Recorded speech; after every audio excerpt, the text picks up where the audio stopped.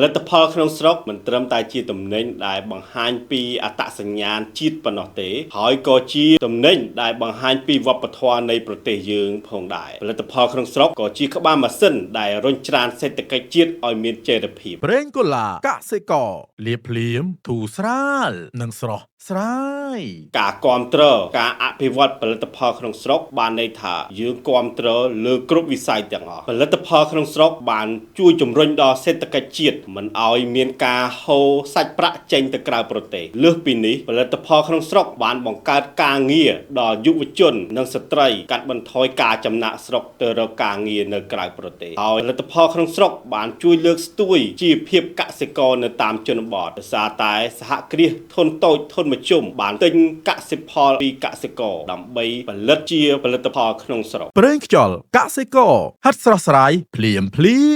ផលិតផលក្នុងស្រុកក៏មានឥទ្ធិពលទៅលើសុវត្ថិភាពផងដែរភាគច្រើនផលិតផលក្នុងស្រុកមានស្តង់ដារមានអ្នកជំនាញសិក្សាស្រាវជ្រាវច្បាស់លាស់អំពីគុណភាពនិងស្តង់ដារមុននឹងផលិតទៅឲ្យប្រជាជននិងអតិថិជនប្រើប្រាស់ដូចនេះផលិតផលក្នុងស្រុកមិនត្រឹមតែជាទំនិញសម្រាប់លក់ប៉ុណ្ណោះទេប៉ុន្តែបានជួយដល់ដង្ហើមសេដ្ឋកិច្ចជួយដល់ជីវភាពកសិករនិងបង្កើតការងារដល់យុវជននិងស្ត្រីជាច្រើនព្រៀបមេឌៀ